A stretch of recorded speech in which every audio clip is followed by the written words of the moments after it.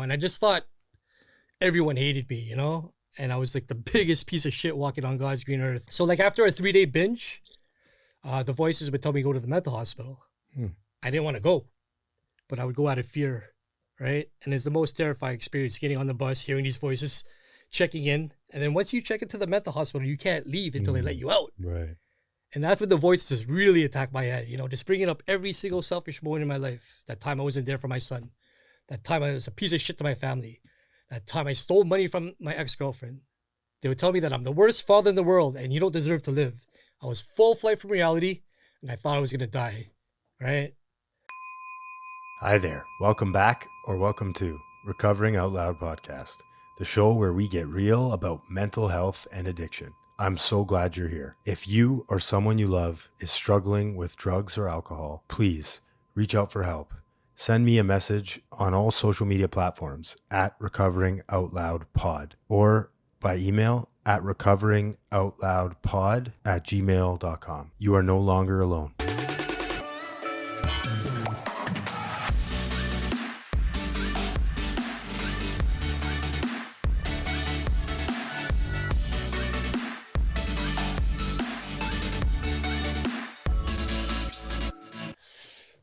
Well, yeah, you got 3 cameras, eh? Yeah, I don't fuck around, man.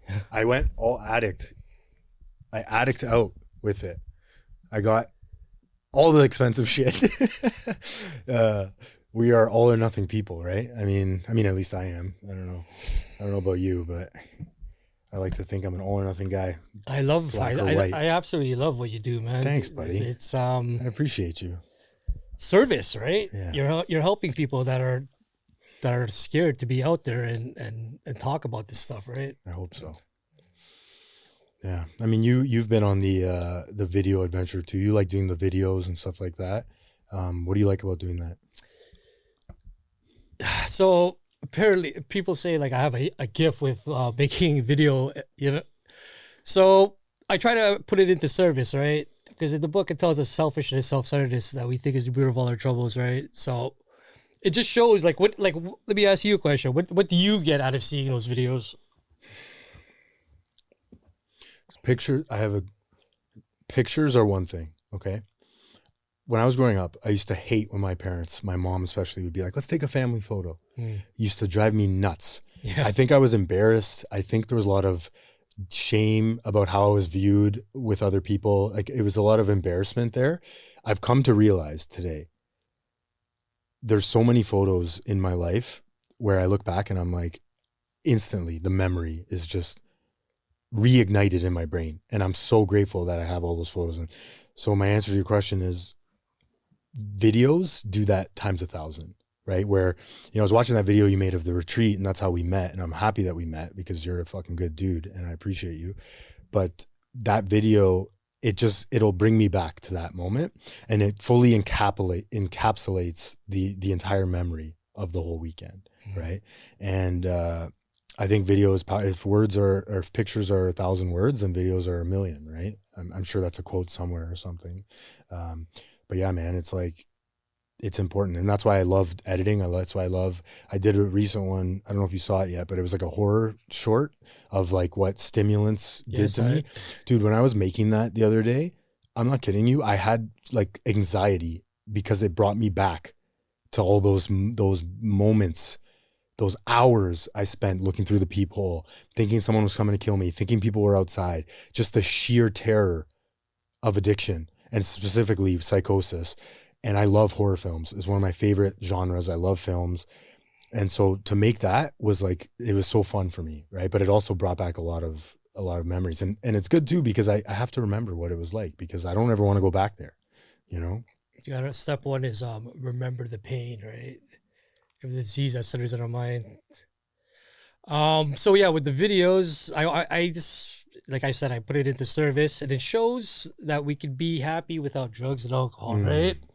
And it gives, like for the still suffering, right? They could see us being happy without drugs and alcohol. And yeah, it's a we program, and I just want people to feel loved, wanted, and needed, you know what I'm saying? So pretty much that's it, man. I've been doing it for a long time, and yeah, I really enjoy doing it. You know, it's all about love, right?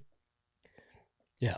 I think a lot of people need to see that fun side of recovery too, because my first thought when I came in was, my life is over, right? How am I going to live life? How am I going to not have a drink on my wedding day? All these bullshit stories that I played in my head, my disease just keeping me, trying to get me back out there, right? And it still happens. They still come. You know? Yeah, I did not believe in abstinence when I first got into the rooms, you know?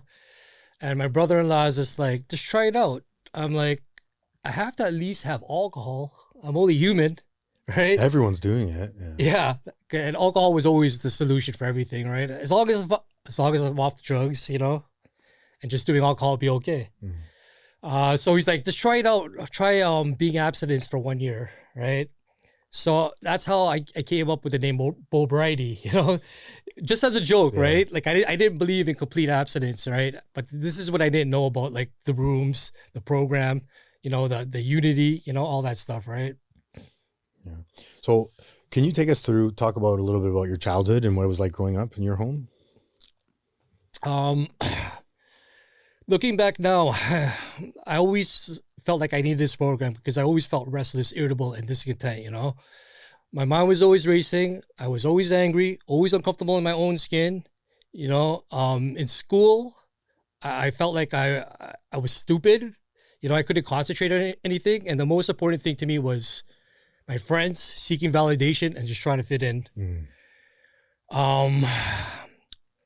Yeah, so I was a very angry kid, you know. I was part of this basketball team. Two of the things that I was good at was sports and instrumental. And then the coach kicked me off the team because of my bad attitude, and he never brought me back on. And that just made me resentful to adults, you know. So I was very disrespectful to the elders as a kid. And my parents weren't always there for me, you know. So I always held that resentment towards them, you know, because they weren't there for me and the way I turned out, you know. So as a kid, I did whatever the hell I wanted to do, you know. I was like the tornado roaring through people's lives, you know. One of my first addictions was to steal, so I'd steal it everywhere I went. The grocery store, the variety store, my friend's place, my family. And with that came lying. You know, I would hurt the people that love me the most, and I was blocking the sunlight of the spirit way before I discovered drugs and alcohol, you know? So yeah, pretty much I was working on self-will run right my whole life until I got into these rooms, right? I did not know how to live life. And yeah, so when I discovered drugs and alcohol, that's when I finally felt that sense of ease and comfort, you know? I felt comfortable, happy, confident, alive, you know? All these fears dropped, and I was just the life of the party, you know? I would always wear these masks with everyone, because if you truly knew who I was, in my head, you wouldn't like me. Yeah. And if you didn't like me, I'd be in a pity party, and like, what's the point of living, right? Yeah, always wanted to fit in, right? It's funny that there's a common thread between addicts and alcoholics that I always realize is that need to fit in, the people please, to be a part of. And then that's exactly what recovery does, right? You come in and you're like, hey man, have a seat, welcome, have a coffee, you know, but don't you, like, I just fucking flipped my car on the highway, drinking and driving. Like, why would you like me? I'm a piece of shit. All these things are going through your mind when you come in, and then people just love you where you're at, right? And they listen to your stories and they're like, yeah, same. I did that, you know, have a seat. You're good, bro. You know, welcome. We want you to be here. It's crazy how living with this disease without any defense, we have no idea what the hell's wrong with us. You know what I'm saying? And for me, I thought I was different, that there was no one like me, man. You know, I was like terminally unique, you know, and it's like nothing ever worked, right? And then I had to be pretty badly mangled before coming into these rooms. But then when you come into these rooms, you find out that there's so many people just like you with the same thoughts, the same feelings, you know, the restless, irritable, and discontent, you know? And it doesn't work alone. We have to do this together, right? Yeah. I can't, we can. That's one of my favorite lines. I love it. There's a lot of people that come in that are, it's like, I'm not as bad as these people. When I came in, I thought it was like the biggest piece of shit walking on God's green earth. Yeah. I'm allowed to swear, right? Yeah. Cut.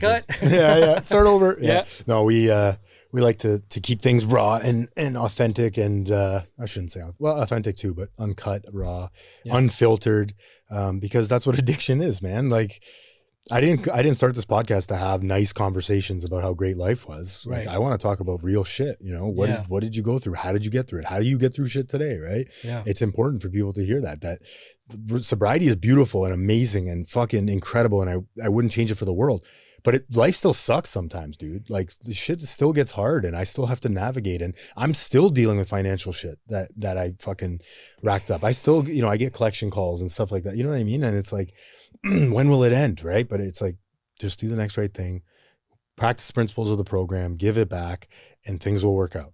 I have to pay back things, and I have to do and show up. I can't just say, God, take care of everything. Right. But the outcome is not up to me. I have to do the little things today. And I think you live by that principle, you know, just in talking to you, or try to at least. Do not be discouraged. No one among us has maintained anything like perfect adherence to these spiritual principles. We are not saints. We are not saints. The point is, we are trying to grow along spiritual lines. Yeah. But it's such a blessing to have the awareness of being in self, right? Where before we didn't know what the fuck was going on, right? Yeah, life's gonna hit. It says in the big book, if we don't enlarge our spiritual life, we're not gonna be able to handle certain trials and low spots. You know what I'm saying? Ahead, yeah.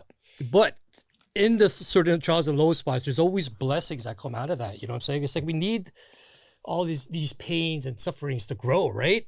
So like, instead of being like in a pity party about it, try being thankful at that moment, right? This is all about practicing though, right? It's not simple, but not easy. Like for me, I'm coming up on 3 years in October. Dude. Nice. Yeah. And year 2 has been like super hard. There were times where I just wanted to give up, you know what I'm saying? Because I wasn't able to handle certain trials and low spots. This is what happens when I take my will back, right? Trouble comes, right? And disease centers in my mind. It tells me that I could drink, you know what I'm saying? And this is what we're dealing with every single day, right? Yeah. That's why we have a daily reprieve. What does taking your will back look like today? What does that look like to you? It's when I stop doing the things I'm supposed to do, right? Because once I'm in my will, like I get resentful, I'm uncomfortable in my own skin, I'm full of fear, you know, I make up resentments towards people, you know, and this is what my brain's like, right? It's mentally, strangely deranged, right? That, like, again, the disease centers in my mind, in my thinking, right? And I suffer from an illness which only a spiritual experience can conquer, right? Yeah. I can be very weak to this disease sometimes, you know, and be in that pity party. And like, we have like 2 options. We can either blot out the consciousness of our intolerable situation with anything that makes me feel good, right? Drugs, alcohol. But if you're not doing drugs and alcohol, we pick up other things, right? Anything, bro. Yeah. Social media, food. Fuck. You know, whatever, man. Scrolling, right? That girl, right? Whatever we focus on is pretty much our higher power, right? But deep down in every man, woman, and child is the fundamental idea of God, right? So the problem is in me and the power is deep down within me. And I have to search diligently within myself every single day, right? Yeah. What was the moment like? I want to backtrack a bit. So was drinking your main thing? Was that like, or were you everything? I did pretty much everything. Alcohol was always like the thing that I did all the time. Constant, yeah. Yeah, like to me that was like the solution. Yeah. But when I did alcohol, it would always lead to like the other stuff, right? Same. Yeah. Cocaine, ecstasy, whatever. I did it all. I didn't do heroin, but what brought me to my knees is crystal meth. Yeah. Can you walk us through that? What did that look like? And how did you ultimately seek help? Like, what was the moment? What was that like? So I was full flight from reality when I started meth. You know what I'm saying? Like, I started hearing voices in my head, psychosis. And what I'd hear is my friends and family, believing it's actually them with some spyware. So I believe that they can see what I see, they can see what I think, they know everything about me, and they absolutely hated me. And this lasted for like 2 years. And even when I'd be sober, I'd be hearing these voices. You know what I'm saying?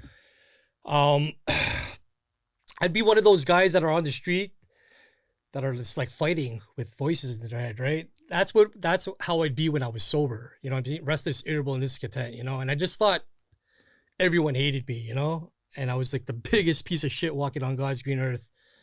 Um, so like after a 3-day binge, the voices would tell me to go to the mental hospital. I didn't want to go, but I would go out of fear, right? And it's the most terrifying experience getting on the bus, hearing these voices, checking in. And then once you check into the mental hospital, you can't leave until they let you out. Right. And that's when the voices really attack my head, you know, just bringing up every single selfish moment in my life. That time I wasn't there for my son. That time I was a piece of shit to my family. That time I stole money from my ex-girlfriend. They would tell me that I'm the worst father in the world and you don't deserve to live. I was full flight from reality and I thought I was going to die, right? So the doctors would just tell me the voices are all in your head. They would medicate me with olanzapine. I'd sleep it off, wake up, and they would send me home. And when I left that mental hospital, all I felt was shame, guilt, and remorse, you know, and I had a firm resolution to never use and drink again. And if you put me to a lie detector test, I would pass with flying colors because I actually believed it. So I go home, sleep for 2 days, wake up, and once I wake up, I'm restless, irritable, and discontent. And then the mind starts racing. The mental blank spot, right? I think I could use and drink it. It'll be different this time. And then once I put one in me, it triggers the phenomenon of craving. I have this allergy to the body, this abnormal reaction, and then the binge. And what happens after the binge? I would get paranoid. The voices would scare the shit out of me. And I would go back to the mental hospital. So I repeated going to the mental hospital 50 times. You know what I'm saying? Like, it was just a cycle of insanity around and around and around with no solution, right? And this is what it is if we don't have like these meetings and doing the steps and all that, right? It's just a cycle of insanity, right? I didn't understand why I kept using when I didn't want to. I didn't understand why it hurt the people that love me the most. I didn't understand why I did the things I did. You know, I just thought I was the biggest piece of shit. And I didn't think I deserved to live, you know? And this is how cunning, baffling, and powerful this thing is we're dealing with, right? Yeah, so I tried a lot of things, right? I went to the mental hospital. Like I said, I went to the mental hospital like 15 times. I went to rehab twice. I tried moving to different places. I did programs like CAMH, you know? Tried joining different religions. Nothing ever worked, right? And by the end of it, I was living in my apartment. My roommate moved out because of his by addiction. I missed rent payment for like 3 months. You know, I was just so isolated, you know, and I was just so disgusted with myself, you know. I couldn't look at myself in the mirror. I was mentally, physically, financially, and spiritually broken, you know. And I would drink as much alcohol as I can and do as much of my drug of choice as I can to build up courage to kill myself. You know what I'm saying? I didn't think there was any way out. And I didn't ask for help because I didn't think anyone would ever help me. You know what I'm saying? I was delusional. I was full flight from reality, you know? Yeah, so one day my mom came over, you know, and she saw that the place was a mess. And I was just like intoxicated out of my mind. And that's when she decided with my family that I go to rehab. You know what I'm saying? So by the grace of God, I got into these rooms, and through you guys and the big book of Alcoholics Anonymous, that's when I discovered that I suffer from an illness which only a spiritual experience can conquer, right? What does a spiritual experience mean to you? Working these spiritual principles in all your affairs, right? One addict working with another addict is vital to permanent recovery, right? For me, I didn't think this program could work for me, right? Because I didn't think I was worthy of it, right? That's the delusion, the liar that I believed in my head for so long. But by doing the work, right? It says the spiritual principles will solve your problems. And when you're doing the steps, you're working the spiritual principles in all your affairs, right? You're working courage, you're working honesty, right? And by doing step 4, you know, and then doing step 5, admitting to God, to myself, and to another human being the exact nature of my wrongs, that's when I knew that this program could work for me and that I have a chance to do better, you know? It says there's very little hope for your recovery unless you get entire psychic change. And I believe that's what I got. It was on step 5, you know what I'm saying?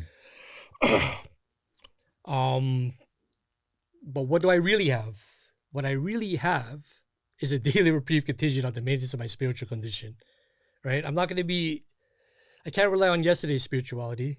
I'm not going to be full off yesterday's food. I'm not going to smell good off yesterday's shower, right? Yeah. It's like every single day is a day I must carry the vision of God's will into all my activities because I'm dealing with an illness. And if I don't, and I get into self, I get driven by 100 forms of fear, self-deluding, self-seeking, self-pity. And I can't differentiate the truth from the false. Or I'm blotting out the consciousness of my intolerable situation with anything that makes me feel good, right? What's the hardest spiritual principle for you to work today? Courage. Yeah, like fear, it always kicks in, you know what I'm saying? Like, I'm coming up on 3 years into this, right? I consider myself still a baby, you know, and just like to think about it, right? I was running on self-will pretty much my whole life until I got into these rooms like 3 years ago, right? And that the disease centers in my mind, and that always kicks in, right? And that's what holds me back from a lot of things, right? Yeah. This sort of like movie that we project onto the world of it's going to be like this, right? Yeah, I'm having a really hard time lately. My thing has been like doing recovery shit that I don't necessarily want to do, but also just like life shit, you know, showing up. It's gotten easier because I've been praying about it, talking about it, opening up about it. That I find that really helpful too. It's just like even talking with another anybody, but another addict or alcoholic about what I'm struggling with. It takes the power away from it, right? But I have this thing where I'm like, I have to leave my comfortable apartment to go and do this thing, whatever meeting, whatever, even just like dinner, something that doesn't serve me, right? Something that I don't get immediate gratification, instant gratification out of. And it's like, I'll obsess about it all day. Like I have to do this thing later. Oh my God, I have to do it. I can't, I don't want to do it, blah, blah, blah. And so I heard a speaker once say that the only solution to doing something you don't feel like doing is doing it, right? Is action, straight up action. Just shut the fuck up, like turn this off for a second and just get in the car and drive or walk to the bus or do whatever you have to do. And it goes away. That's not the answer I want to hear, right? But it's true. Like it's fucking true. It gets easier as you do it, right? The more you do it. What does your shirt say? I've been wondering. Get comfortable being uncomfortable. Oh, I love it. You know what I'm saying? I love this it. is what recovery is all about. This too shall pass. Yeah. This is when I discovered recovery in 2020. Yeah. That's a beautiful. You got that made? Yeah, I love that. Yeah. That's sick. But yeah, it's all about forcing ourselves to do the things we don't want to do. It's like when I don't want to go to a meeting, that's probably when I should go to a meeting. When I don't want to share, that's probably what I should share, right? I listen to a lot of David Goggins. Oh, love that guy. Right, yeah. And he's like, because the book says that I'm always looking for the sense of ease and comfort, right? And that's how it's been my whole life, right? If it was uncomfortable, I would turn the other way. Like every job I had, there was like no growth, right? I just get comfortable and stay like that, right? And this is what recovery is all about, right? Forcing ourselves to do the things we don't want to do, right? I don't always want to sponsor someone. I don't always want to go to a meeting, and I don't always want to go to the gym, right? But we force ourselves to do the things we're not supposed to do, and by doing that, that's how we get God's grace, right? Do a little bit of work, and God does the rest, right? When life lifes you today, how do you get through it? How do you get through tough times? How do you get through the trials and low spots? Like in the moment.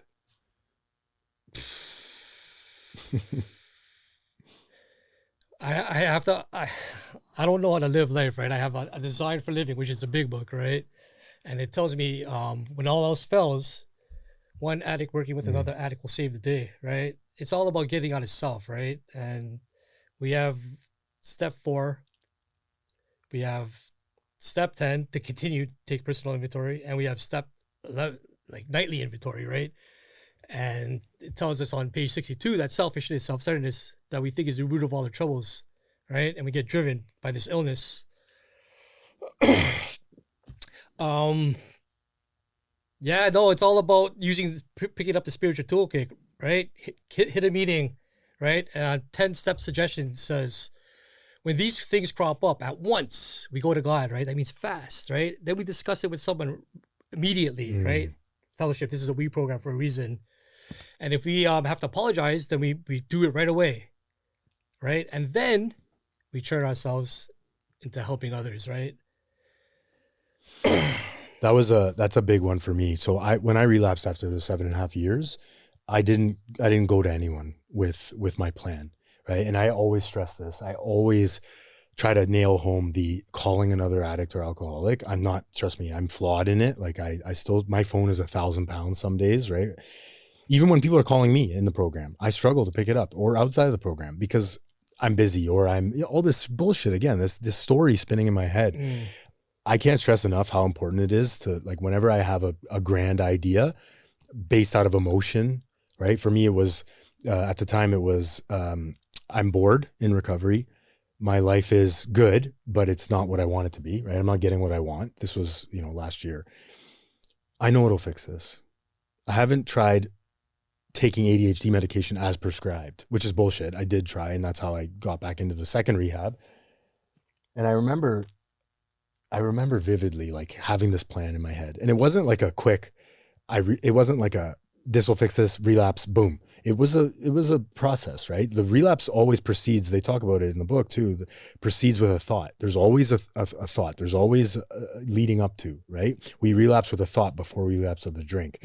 And that was my thing. It was like, I'm going to fix this. I have, I'm depressed. My dopamine is low. So this will fix it. Again, to your point, using external things to fix my insides, right? And I never told anyone about it. I would tell people 90% of the truth, and I would keep that 10% back there. That took me out back on a way worse relapse, right? It always gets worse, man. Always. So I think it's really important. Yeah.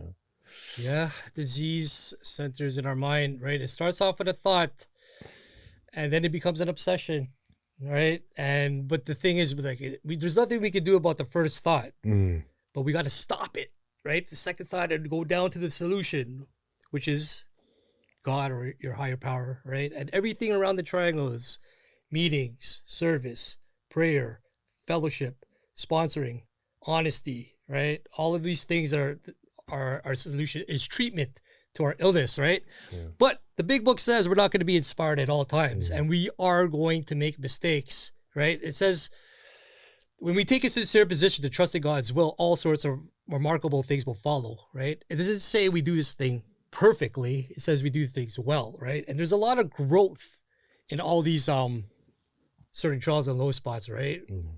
Can you think of one where there was a lot of growth, where you, in the moment, maybe in the moment you thought it was the worst thing ever and the sky was falling, and the outcome turned out to be better than it was? Can you remember one? Yeah. Okay. So my first year of sobriety, I joined this group, and it's my first time in recovery. I found my tribe. I love this group, right? And I did a lot of service for this group. I did the clothing, I did the posters. I was so welcoming to the newcomers. I started my own gratitude meeting. I love this group. But was I doing all that stuff for that group? That's what my head was telling me, right? I just came from a dark place and into recovery, and I wanted people to like me, right? So yeah, remember again, 62-second paragraph, selfishness, self-centeredness, that we think is the root of all our troubles, right? So I made decisions based on self, aroused character defects on my fellows, and they kicked me out the group after my 1-year medallion. Oh, right? Wow. And I'm like, they kicked you out. Holy. Yeah. Right. And I had the biggest resentment, right? I'm like, how can they do this to me? I did this so much stuff for them, right? But this is a program of giving and wanting nothing in return. And when people harm us, the big book says we disregard the other person entirely, and we look towards ourselves and see where we went wrong. But I was working a program, right? Recovery is unity, recovery, and service, right? I was doing unity and service, and I wasn't doing the steps, right? And what resentment is the number one offender that destroys us, right? So I went back out, for 7 months, right? On that resentment. On that resentment, yeah. Wow. But today I'm grateful that I got kicked out of that group because of what it is today, right? I got back into the rooms by the grace of God, and I did the steps, right? And now it's all about living the steps, and by working a program and connecting to a power greater than yourselves, this, and putting yourself into service, in return, you get beautiful, meaningful relationships. And it just keep coming and coming, right? Yeah. And I wouldn't have met all these people if I don't know, if I was part of that group still, right? Yeah, but the thing is, right? I would always blame them for what happened, right? But I would never look at my part, right? And the sick man's prayer, right? This was our course. We realized the people who wronged us were perhaps spiritually sick, though we didn't like their symptoms and the way they disturbed us. They, like ourselves, were sick too. We asked God to help show us the same tolerance, pity, and patience that we cheerfully grant a sick friend. When a person offends us, we said to ourselves, this is a sick person. How can I be helpful to them? God, save me from being angry. Thy will be done. So for so long, that resentment in my head was like brewing, right? And I would just have like visions of like what would happen if I saw these people, right? I just felt so hated and rejected for getting kicked out, right? But God presented that moment at the right time. And when I saw them, I just gave them a big hug, right? And that's the program right there, right? Yeah. That's the psyche change, you know? Yeah. Being able to love unconditionally, right? Yeah. What was that 7 months like for you, that relapse? And how did you get back in?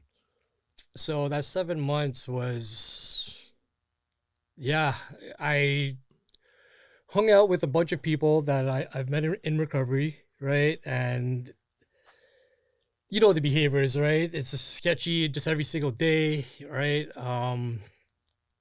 It just came to the point where I had no money left. My family was gonna abandon me. All my friends never already stopped talking to me, you know, and I had two options, right?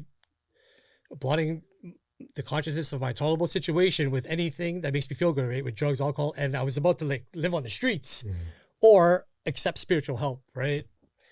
So yeah, I had to be pretty badly mangled before getting into these rooms, right? Yeah. Yeah. Well, I'm happy you got back in. I mean, I know for me, coming back in was probably one of the hardest things I've done, you know, in my life. It just seemed like such a big mountain to climb to get back in. It was like, for me, it was the scary thing for me was getting sober. It's like, I was like thinking about like the withdrawals and life without drugs and alcohol and all that stuff, right? But again, that's our disease that centers in my mind.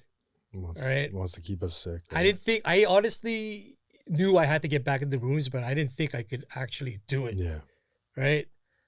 So the first thing I did was I went to the CA convention, right? I was 4 days clean and I went to the CA convention and I was trying to find like a God squad, like fellowship, right? Because I didn't think I could stay sober without that group that I was part of. I love that group, right? And I just didn't think recovery was ever possible to get back in, you know what I'm saying? Yeah. What's the biggest gift you've received in recovery? Like what is getting sober and being of service? What is the greatest gift? The greatest gift is the ability to be of service and be helpful. You know, I could be helpful to anyone. I could be helpful to myself. And, but not only that, right? Helping others helps ourselves, right? Our very lives depend on helping others, right? And that's the greatest gift, you know? With my past, you know, it's crazy. It says in the big book, our dark past is the greatest possession we have, right? And I would just ignore my past, put it on the carpet, never want to think about my past, right? And now I'm here sharing my experience, strength, and hope, you know? And hopefully it can help at least one person, right? Yeah. So that's what we say, right? What's what do you hope that one person gets out of your story? Like, what do you hope people get out of when you share your story? What do you hope people get out of it? I just want them to know that whatever you did in the past, your past doesn't define you, right? We're all dealing with this illness, and if you're alive right now, you have a chance to do better, right? Like I said, our past becomes our greatest asset, and we use that to help others. And just want them to know that they're loved, wanted, and needed. And to be honest, like, what would we do if we didn't have anyone to help, right? If we couldn't be of service and we couldn't work with another addict, you know what I'm saying? Because that's pretty much the solution, right? Yeah. Yeah, we'd be fucked. I mean, I always say this, but I was a taker my whole life in addiction. Take. What can I get out of this situation? Conditional acceptance, right? Yeah, I'll do that, but I need something out of it, right? And then I come in and I become a giver. I still take a lot, but my point with all that is like, you can't have givers without takers. You know what I mean? Like, you need to have both sides, right? So any days that it feels like I'm taking a lot, somebody's giving, right? So it's like, I try to think like that too. It's like, you need both, right? You need to have both sides. And that's why the newcomer is the most important person in any situation, meeting, whatever, because I need to give away what was so freely given to me. And then they can in turn do it to someone else, right? It's this beautiful cycle that this sort of happens in recovery. Yeah, there's a lot of like, no, that's okay. You don't have to give me. But at the same time, that person that's giving you something is trying to work the spiritual principles of like being generous, right? Being kindness, right? And sometimes we can, but like, I wouldn't want to rob them from giving, right? And expecting nothing in return, right? But I understand. I was a taker my whole life too, bro. Like, I would give and expect something in return, right? And this is recovery is like, my sponsor would say, don't even expect a thank you. You know what I'm saying? Yeah. Right? It's a lot easier to live that way too. It's a lot freeing. Expectations are nothing but premeditated resentments. If I'm always expecting something or looking at outcomes, I'm going to be let down no matter what. Yeah. That person, place, thing, situation is going to let me down because I'm not getting it the way I want. Right. Yeah. So now you're working at a sober house now. How did you get into that, and what's that like? Well, that's a miracle to me that I'm a house manager at a sober living house. To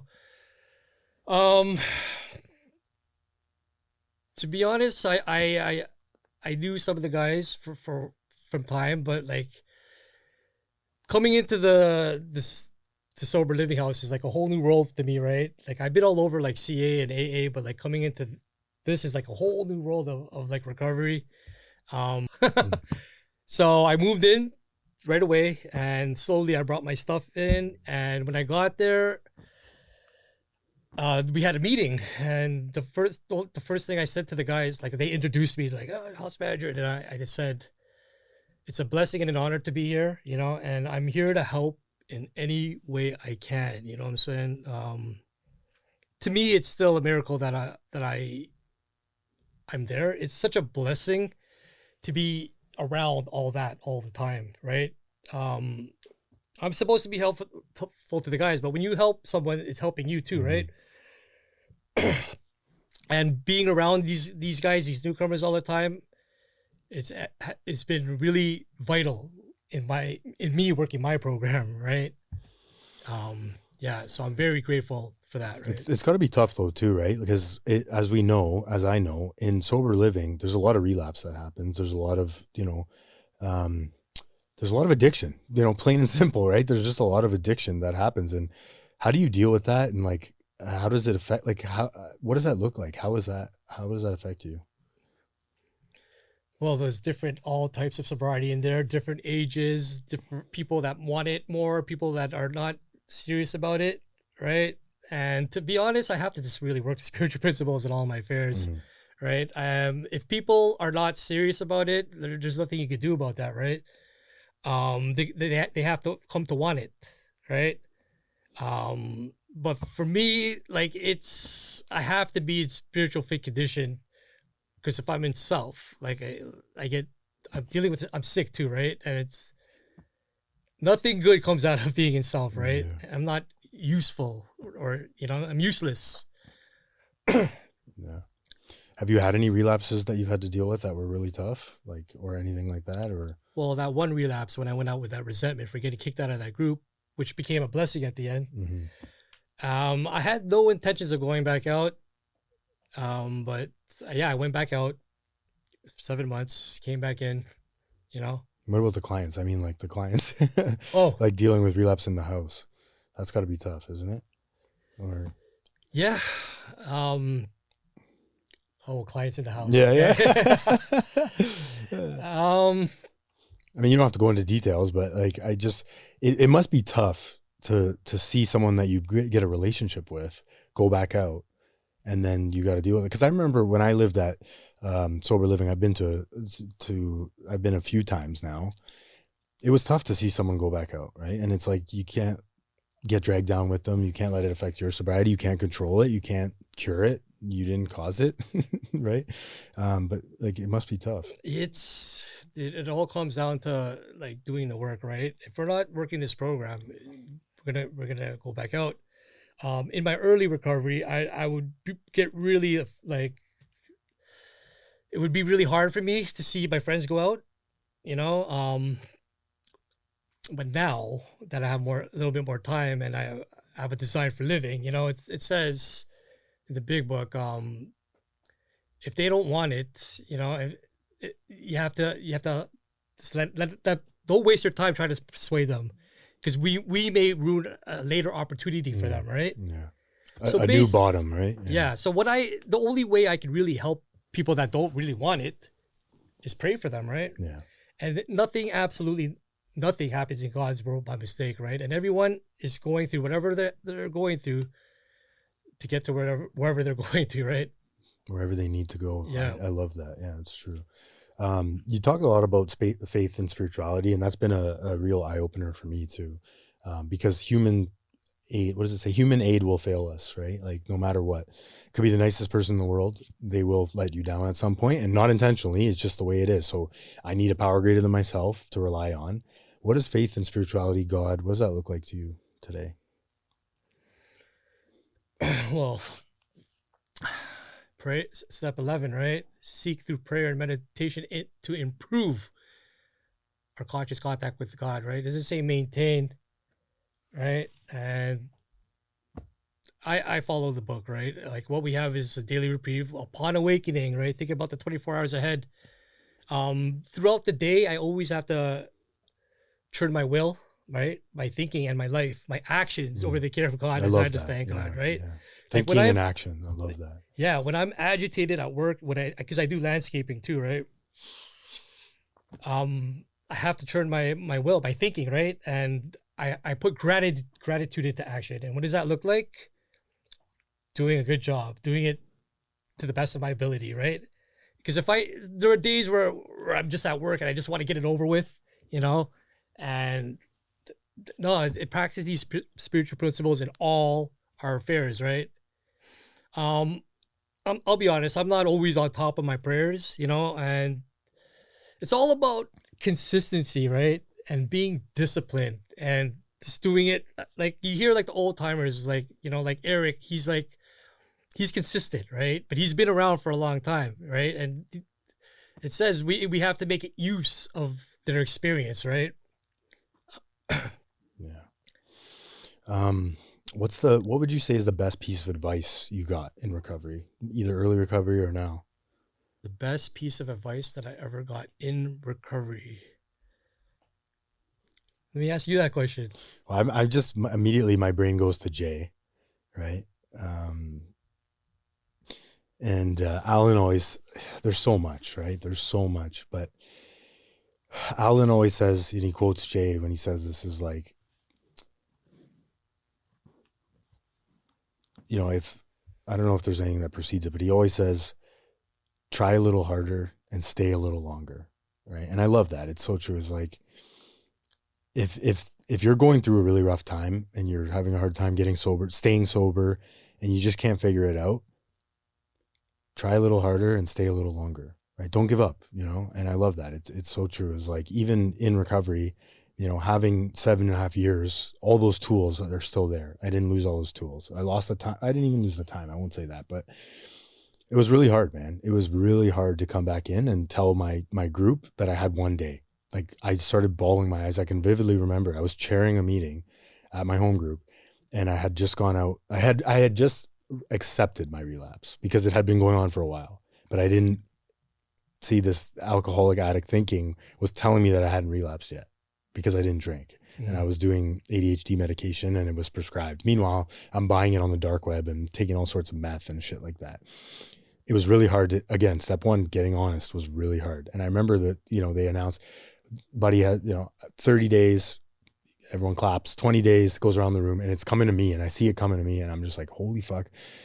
my sponsor recommended that I do that I admit my relapse. And I was so scared. I just remember coming to me. My name is Anthony. I'm an addict, alcoholic, and I have one day. And I just started bawling my eyes out in front of all these men, this room of men. And I'll never forget it. I had maybe 6 or 7 people as that was happening get out of their fucking seat, come over to me, and just hug me.